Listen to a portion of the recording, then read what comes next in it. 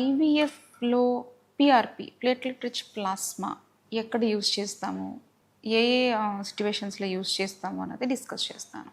So ఈ PRP అనేది it helps in generation of or mobilising the new cell growth అన్నమాట.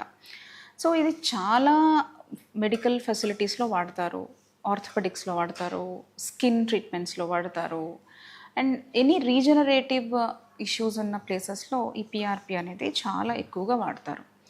Same అలాగే IVF ట్రీట్మెంట్స్లో కూడా ఈ పిఆర్పి అనేది చాలా మటుకు ఈ మధ్య వాడడం అనేది స్టార్ట్ చేశాము. So first coming to ovarian reserve, ఈ పేషెంట్స్ పూర్ ఓవేరియన్ రిజర్వ్ పేషెంట్స్లో ఈ పిఆర్పి ఇన్స్టిలేషన్ ఇన్సైడ్ ద ఓవరీ అనేది చేస్తామన్నమాట.